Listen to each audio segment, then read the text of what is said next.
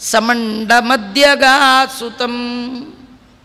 ಸಮೀಕ್ಷ್ಯ ರಾವಣೋಪಮಂ ತೃತೀಯ ಏಷ ಚಾಂಶಕೋ ಬಲಸ್ಯ ಹಿತ್ಯಚಿಂತಯತ್. ಮಂಡೋದರಿಯ ಮಗನಾದಂತಹ ಈ ಅಕ್ಷಕುಮಾರ ಬಲದಲ್ಲಿ ರಾವಣನಿಗೆ ಸಮ ಇದ್ದಾನೆ. ಅದನ್ನು ನೋಡಿ ಹನುಮಂತ ದೇವರು ರಾವಣನ ಒಟ್ಟು ಬಲದ 3ನೇ ಒಂದು ಅಂಶ ಇವನು ಯೋಚನೆ ಮಾಡ್ತಾ ಇದ್ದಾನೆ. ಈಗಾಗಲೇ ರಾವಣನ ಸೈನ್ಯದ 3ನೇ ಒಂದು ಭಾಗ ಹನುಮಂತ ದೇವರು ಮುಗಿಸಿದ್ದಾರೆ.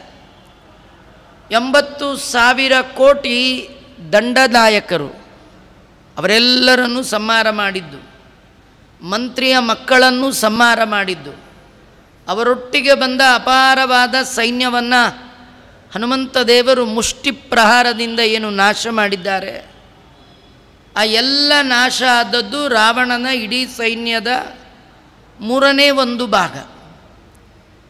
ರಾವಣನ ಮತ್ತು ಅವನ ಮಕ್ಕಳಿಗೆ ಮಾತ್ರ ಸಂಬಂಧಿಸಿದ 3ನೇ ಒಂದು ಭಾಗ ಈ ಅಕ್ಷಕುಮಾರ. ಅಂದರೆ ರಾವಣನ ಆ ವಂಶದಲ್ಲಿ, ರಾವಣನ ಮಕ್ಕಳಲ್ಲಿ ರಾವಣ, ಅಕ್ಷಕುಮಾರ, ಇಂದ್ರಜಿತ್ ಇವರು 3 ಪ್ರಧಾನರು.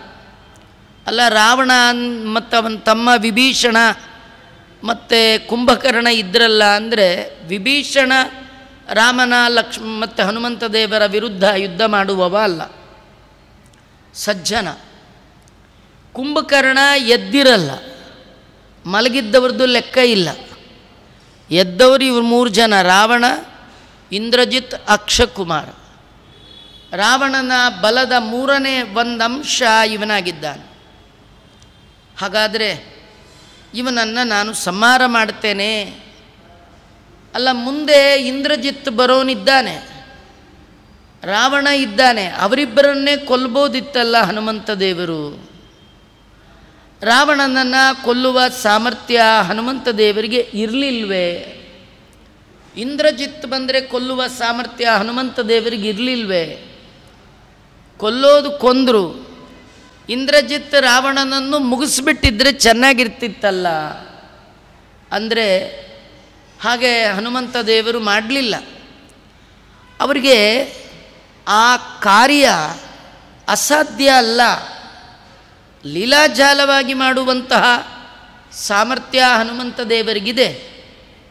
ಆದರೆ ರಾವಣ, ಇಂದ್ರಜಿತ್ತು ಬಿಟ್ಟು ಅಕ್ಷಕುಮಾರನನ್ನು ಸಂಹಾರ ಮಾಡಲಿಕ್ಕೆ ಒಂದು ಕಾರಣವನ್ನು ಹೇಳ್ತಾರೆ. ಕ್ಷಣ ಮಾತ್ರದಲ್ಲಿ ಹನುಮಂತ ದೇವರು ಯೋಚನೆ ಮಾಡ್ತಾರೆ. ಯಾವುದೇ ಒಂದು ಕಾರ್ಯ ಮಾಡುವಾಗ ಯೋಚನೆ ಮಾಡಿ ಮಾಡಬೇಕು. ಹನುಮಂತ ದೇವರು ಇಂತಹ ಪ್ರಸಂಗದಲ್ಲಿ ಅವರ ಯೋಚನೆ, ಅವರ ತಲೆಯಲ್ಲಿ ಬಂದ ಆಲೋಚನೆ ಏನಿತ್ತು? ಸ್ವತಃ ಹನುಮಂತ ದೇವರೇ ಒಂದು ರೂಪದಿಂದ ಭೂಮಿಯಲ್ಲಿ ಅವತಾರ ಮಾಡಿ ಈ ಕಥೆಯನ್ನು ರಚನೆ ಮಾಡಿಕೊಟ್ಟಿದ್ದಾರೆ. ಇದು ಹನುಮಂತನೇ ರಚಿಸಿದ ಸುಂದರ ಕಾಂಡ, ಆಚಾರ್ಯರ ತಾತ್ಪರ್ಯ ನಿರ್ಣಯದಲ್ಲಿ ಬರುವಂತಹ ಭಾಗ. ಹನುಮಂತ ದೇವರು ಏನು ಯೋಚನೆ ಮಾಡಿದ್ದಾರೆ? ರಾವಣನನ್ನು ಯಾಕೆ ಕೊಲ್ಲೋಲ್ಲ? ಈಗ ಇಂದ್ರಜಿತುವಿನ ಯಾಕೆ ಕೊಲ್ಲೋಲ್ಲ? ಅಕ್ಷಕುಮಾರನನ್ನೇ ಯಾಕೆ ಕೊಲ್ಲಬೇಕು? ನಿದಾರ್ಯ ಏವ ರಾವಣ ಸರಾಗವಸ್ಯ ನಾನ್ಯಥಾ ಯದಿಂದ್ರಜಿನ್ಮಯಾ ಹತೋ ನ ಚಾಸ್ಯ ಶಕ್ತಿರೀಕ್ಷತೆ. ಈ ರಾವಣ ಇದ್ದಾನೆ, ಅವನನ್ನು ನಾನು ಕೊಲ್ಲೋಲ್ಲ ಅಂತಾರೆ ಹನುಮಂತ ದೇವರು. ಯಾಕೆಂದರೆ ರಾವಣ ರಾಮನ ಪಾಲು, ರಾಮ ಸಂಹಾರ ಮಾಡಬೇಕು. ರಾವಣನ ಸಂಹಾರ ಮಾಡಿದ ಕೀರ್ತಿ ಅದು ರಾಮನಿಗೆ ಸಲ್ಲಬೇಕು. ರಾಮನಿಗೆ ಬಲಿಯಾಗಲಿಕ್ಕೆ ಬಂದವ ರಾವಣ, ನಾನು ಅವನನ್ನು ಕೊಲ್ಲಬಾರ್ದು. ದೇವರಿಗೆ ಅಂತ ನೈವೇದ್ಯಕ್ಕಿಟ್ಟದ್ದನ್ನು ನಾವೇ ತಿಂದುಬಿಟ್ರೆ ಭಗವಂತನಿಗೆ ಅಂತ ಮೀಸಲಿಟ್ಟದ್ದದು. ಆದ್ದರಿಂದ ರಾವಣನನ್ನು ನಾನು ಮುಟ್ಟೋಲ್ಲ. ನೋಡಿ, ಈ ಕಥೆ ತುಂಬ ಉತ್ತಮವಾದದ್ದು, ನಮಗೆಲ್ಲ ಒಳ್ಳೆಯ ಒಂದು ಸಂದೇಶವನ್ನು ಕೊಡುತ್ತಿದ್ದು.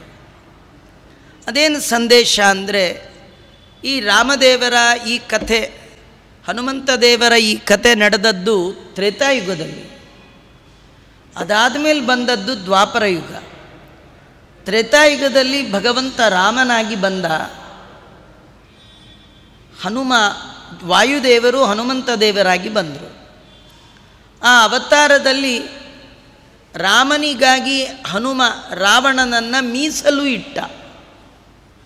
ಅದೇ ರಾಮ ಮುಂದೆ ಕೃಷ್ಣನಾಗಿ ಬಂದಾಗ, ಇದೇ ಹನುಮ ಭೀಮನಾಗಿ ಬಂದಾಗ, ಕೃಷ್ಣ ತನ್ನ ಬಳಿಗೆ ಅನೇಕ ಬಾರಿ ಜರಾಸಂಧ ಯುದ್ಧಕ್ಕೆ ಬಂದರೂ ಆ ಜರಾಸಂಧನನ್ನು ಭೀಮನಿಗಾಗಿ ಕೃಷ್ಣ ಇಟ್ಟ, ಭೀಮನಿಗೆ ಮೀಸಲು ಮಾಡಿದ.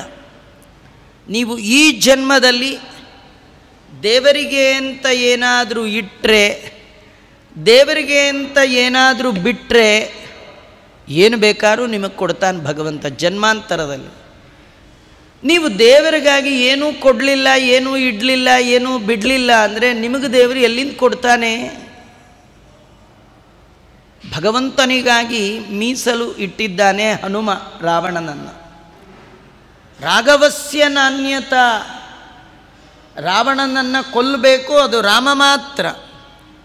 ನನಗೆ ಸಾಮರ್ಥ್ಯ ಇದೆ ಅಂತ ಹೇಳಿ ರಾಮನಿಗೆ ಬಲಿಯಾಗಬೇಕಾದ ರಾವಣನನ್ನು ನಾನು ಬಲಿ ತೆಗೆದುಕೊಳ್ಳೋಲ್ಲ.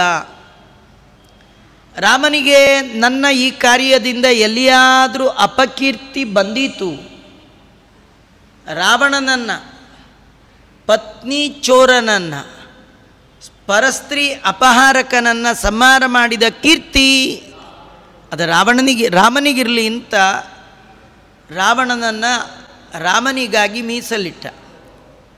3 ಜನ ಇದ್ದಾರೆ. 3 ಜನರಲ್ಲಿ ಈಗ ಬಂದಿರುವವ ಅಕ್ಷಕುಮಾರ.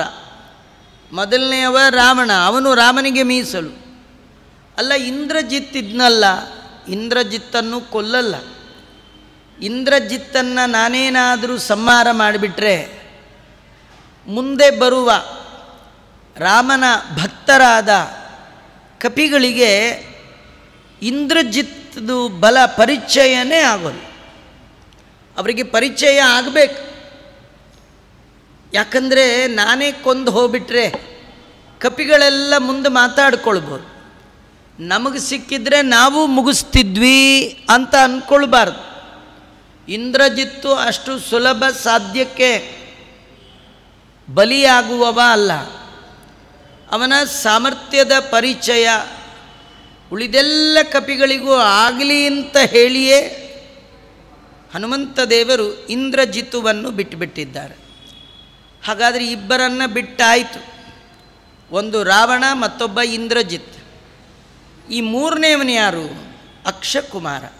ಅತಸ್ತಯೋ ಸಮೋಮಯ ತೃತೀಯ ಯೇಷ ಹನ್ಯತೆ. ಅವರಿಬ್ಬರಿಗೆ ಶಕ್ತಿಯಲ್ಲಿ, ಸಾಮರ್ಥ್ಯದಲ್ಲಿ, ಬಲದಲ್ಲಿ ಸಮಾನನಾದ ಈ ಅಕ್ಷಕುಮಾರನನ್ನು ಈಗ ನಾನು ಕೊಲ್ತೇನೆ ಅಂತ ಹೇಳಿ ವಿಚಾರ್ಯ ಚೈವಮಾಶು ತಂಪದೋ ಪ್ರಗೃಹ್ಯ ಪಪ್ಲುವೆ. ಇಷ್ಟು ವಿಚಾರವನ್ನು ಒಂದೇ ಕ್ಷಣದಲ್ಲಿ ಮಾಡಿದ ಹನುಮಂತ ದೇವರು ವೇಗವಾಗಿ ಹಾರಿ ಬಂದು ಆ ಅಕ್ಷಕುಮಾರನ ಮುಂದೆ ಹೀಗೆ ಬಗ್ಗದ್ರಂತೆ. ಬಗ್ಗದ ತಕ್ಷಣ ಅಕ್ಷಕುಮಾರನಿಗೆ ಭಾರಿ ಕನ್ಫ್ಯೂಷನ್ ಆಯಿತು. ನನ್ನ ಬಾಣಗಳ ಪೆಟ್ಟಿಂದ ಈ ಹನುಮಂತ ನನಗೆ ಶರಣು ಬರ್ತಾ ಇದ್ದಾನೆ ಅಂತ ಅಂದ್ಕೊಂಡ್ಬಿಟ್ಟ. ಶರಣು ಬಂದದ್ದಲ್ಲ, ಹನುಮಂತ ದೇವರು ಹಾರಿ ಅವನ ಮುಂದೆ ಬಾಗಿ ಒಂದೇ ಕೈಯಲ್ಲಿ ಅವನ 2 ಕಾಲುಗಳನ್ನು ಹಿಡಿದುಬಿಟ್ರಂತೆ. 2 ಕಾಲು ನಿಂತು ಏನು ಯುದ್ಧ ಮಾಡ್ತಿದ್ದು, 2 ಕಾಲು ಹಿಡಿದಿದ್ದಾರೆ. ಹಿಡಿದು ಸಚಕ್ರವದ್ಭ್ರಮಾತುರಂ, ಭ್ರಮೆಗೆ ಒಳಗಾದಂತಹ ರಾವಣ ಮಗನಾದ ಅಕ್ಷಕುಮಾರನನ್ನು ಚಕ್ರವತ್ ಗರಗರ ಗರಗರ ಚಕ್ರದಂತೆ ತಿರುಗಿಸ್ತಾ ಇದ್ದಾರೆ. ಅವರು ಎಷ್ಟು ವೇಗವಾಗಿ ತಿರುಗಿಸ್ತಾ ಇದ್ದಾರೆ ಅಂದರೆ ಆ ವೇಗಕ್ಕೆ ಅವನ ಇಂದ್ರಿಯಗಳೆಲ್ಲ ಬಹಿರ್ಮುಖವಾಗ್ತಾ ಇದೆ. ಕಣ್ಣಿನ ಗುಡ್ಡೆಗಳೆಲ್ಲ ಈಚೆಗೆ ಬರಬೇಕು, ತಿರುಗಿಸುವ ವೇಗಕ್ಕೆ ಕೈಗಳೆಲ್ಲ ಬೇರೆ ಆಗಬೇಕು.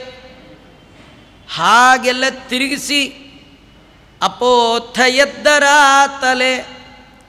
ಕ್ಷಣೇನ ಮಾರುತೀತನು, ಜೋರಾಗಿ ಒಮ್ಮೆ ಅಪ್ಪಳಿಸಿಬಿಟ್ರಂತೆ ನೆಲಕ್ಕೆ. ಇದೆಲ್ಲ ಎಷ್ಟೊತ್ತಾಯಿತು? ಕ್ಷಣೇನ, ಕಣ್ಣು ಮುಚ್ಚಿ ಬಿಡೋದ್ರೊಳಗೆ ಅಕ್ಷಕುಮಾರ ಬಂದಾಯಿತು. ಸಾವಿರ ಸಾವಿರ ಬಾಣಗಳ ಮಳೆಯನ್ನು ಹನುಮಂತ ದೇವರ ಮೇಲೆ ಸುರಿದಾಯಿತು.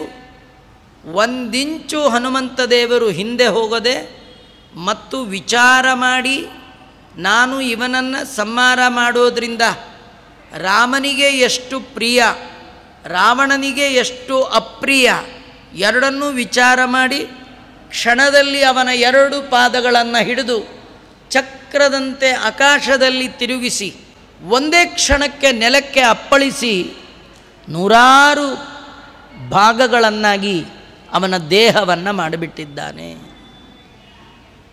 ಇಷ್ಟೆಲ್ಲ ಆದದ್ದು ಒಂದೇ ಕ್ಷಣ ಅಂತೆ, ಕಣ್ಣು ಮುಚ್ಚಿ ಬಿಡೋದ್ರೊಳಗೆ ಮುಗಿಸ್ಬಿಟ್ರು. ಇನ್ನೇನು ವೇಗ ಇರಬೇಡ, ಹನುಮಂತ ದೇವರ ವೇಗ ಊಹೆಗೂ ಸಿಗೋಲ್ಲ, ನಮ್ಮ ಊಹೆಗೂ ಸಿಗಲಾರದಷ್ಟು ವೇಗವಾಗಿ ಹನುಮಂತ ದೇವರು ತಮ್ಮ ಚಾಕಚಕ್ಯತೆಯನ್ನು ತೋರಿಸ್ತಾ ಇದ್ದಾರೆ. ರಾಮಾಯಣದಲ್ಲಿ ಅಕ್ಷಕುಮಾರ ಸತ್ತಾಗ ಅವನ ದೇಹ ಹೇಗಿತ್ತು, ಹೇಗಾಯಿತು ಅದನ್ನು ವರ್ಣನೆ ಮಾಡ್ತಾರೆ.